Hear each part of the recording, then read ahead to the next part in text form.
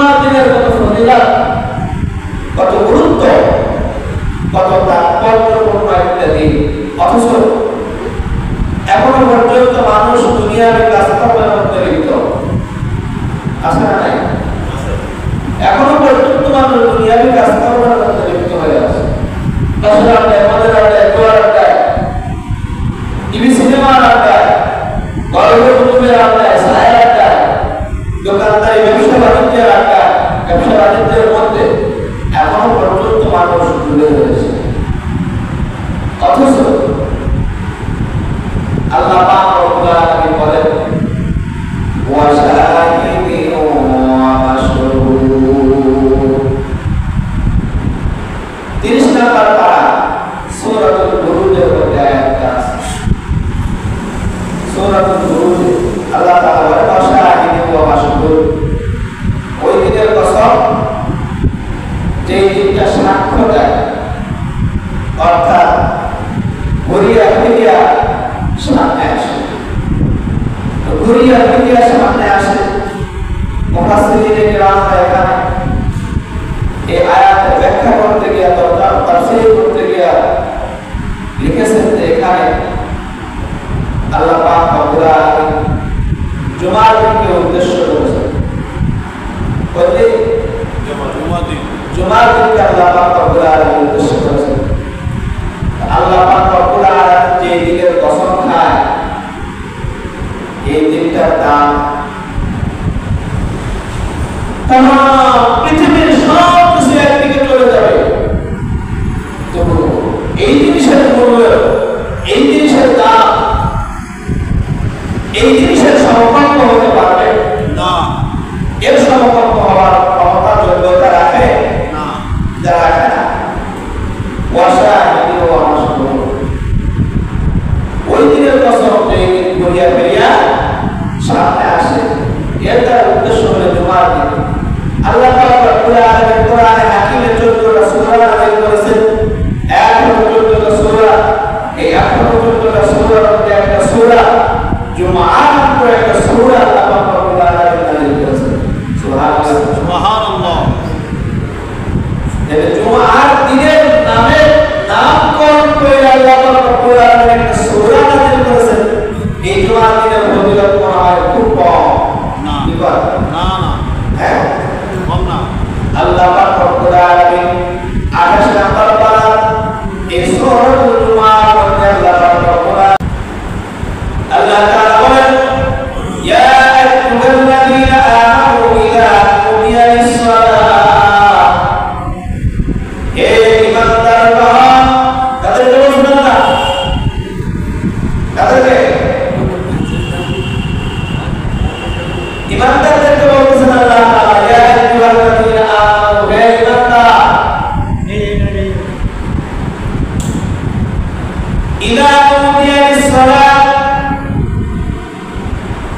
যখন জুমার দিন, জুমার সালাতের সময় যখন নামাজের সামনে এসে যায়, জুমার সালাত যখন নামাজের সামনে এসে হাজির হয়ে যায়, ইযা কুমিয়া লিস-সালাহ, ইয়া আইয়ুহাল্লাযীনা আমানু ইযা কুমিয়া লিস-সালাতি মিন ইয়াউমিল জুমআতি ফাসআউ ইলা যিকরিল্লাহ, যেদিন জুমার নামাজের সময় হয়ে যাবে, জুমার নামাজের সময় যখন তোমাদের সামনে এসে যাবে, ফাসআউ ইলা যিকরিল্লাহ, তোমরা আমি আল্লাহ পাক রব্বুল আলামিনের জিকিরের জন্য তৈরি হয়ে যাও। কার জিকির? আল্লাহ পাক রব্বুল আলামিনের জিকির।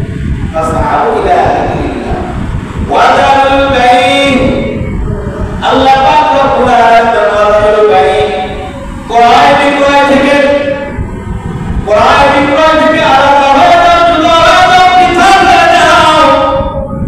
দুনিয়াবি সমস্ত কাজকর্ম থেকে তোমরা জুদা হয়ে যাও, আলাদা হয়ে যাও, পৃথক হয়ে যাও। জুমার নামাজের, জুমার সালাতের আদায় হয়ে গেছে, আর দুনিয়ার কোনো কাজ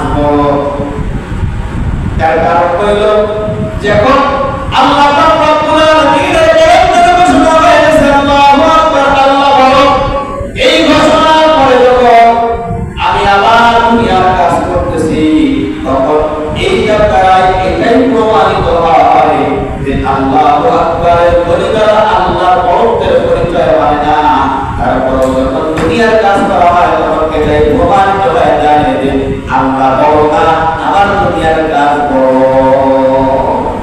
কি বড় কথা বলে? দুনিয়ার কাজ বড়। দুনিয়ার কাজের মধ্যে লিপ্ত থাকে। শুক্রবারের দিন জুমার দিনে কাজ বেড়ে যায়। কি বেড়ে যায়? কাজ বেড়ে যায়। আজকে কাজ কাজ আর কাজ আজান হয়ে ওই একটু করে শেষ করে দিই। বলবো তো দেখটা বলবো কয়টা দেখটা যা মানে ইমাম ব্যবহার করতেছে। অনেকে তো বড় করতেছে মাইকে শোনা যাচ্ছে ভালোই, বাড়ি বসে করতেছে দুনিয়ার কাজ করে যা মানে ঠিক আছে। আচ্ছা বলেন তো পাত্র কলসি পানি দিয়ে পরিপূর্ণ কলসি, এই পানি দিয়ে পরিপূর্ণ কলসির ভিতরে যদি আরো পানি ঢালে, পানি কি কলসিতে থাকবে না বাইরে গড়ায় পড়বে? কাজ আর কোরআনের আলোচনা দুইটা একসাথে চলতে পারে? পারে না, ভিতরে থাকবে। কারণ কি কলসি পরিপূর্ণ, তো পরিপূর্ণ যখন কলসি তখন তার ভিতরে কিছু থাকা কথা না, উপরে পড়ে যাচ্ছে। আমরা ওয়াজ শুনতেছি, আলোচনা শুনতেছি, ভিতরে কলসি খালি নেই। ভিতরে কি খালি নেই? কলসি খালি নেই। যে কারণে কলসির ভিতরে আর কিছু থাকে না। মসজিদ থেকে বের হয়ে গেছে সেই মসজিদ থেকে বের হওয়ার পরে কি সেই কিন্তু যদি কলসি একটু খালি করে নিয়ে অবস্থা, কলসিটাকে যদি একটু খালি করে নিয়ে অবস্থা, কলসি খালি করে নিয়ে বসতে হবে। ওরা কলসি দিয়ে বসলে ভিতরে কিছু ঢুকবে না, এক কান দিয়ে ঢুকবে আর এক কান দিয়ে বের হবে। বাইরে যায় বলবে না ইমাম সাহেবের কণ্ঠটা খুব চমৎকার ছিল, বয়ান কাজ এসে গেছে, ভিতরে কিছু নেই। ভিতরে কোনো কাজ হয়েছে? ভিতরে কোনো কাজ হয়নি। ভিতরে কাজ হয়েছে বোঝা যাবে কখন? যখন আমলের পরিবর্তন হবে, তখন বোঝা যাবে ভিতরে কাজ হয়েছে। আমলের পরিবর্তন হয় নাই তো বোঝা যাচ্ছে ভিতরে কোনো কাজ হয় নাই। এজন্য জুমার নামাজ পড়তে যখন আসবেন, কোরআনের মজলিসে যখন আসবেন, কোরআনের আলোচনা শুনতে যখন আসবেন, কলসি একটু খালি করে নিয়ে আসবেন। কলসি কি করে নিয়ে আসবেন? খালি করে নিয়ে আসবেন। অনেকের কলসি তো অহংকার দিয়ে ভরা। কি দিয়ে ভরা? অহংকার দিয়ে ভরা। আর ইমাম সাহেব কি বলবে?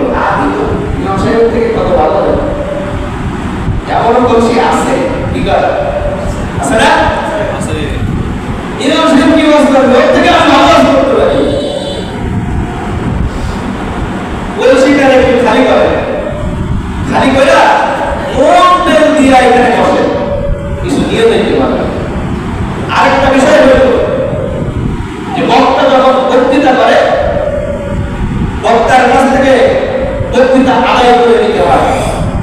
বক্তার কাছ থেকে বক্তৃতা কি করে নিতে হয়? আদায় করে নিতে হয়। কেমনে?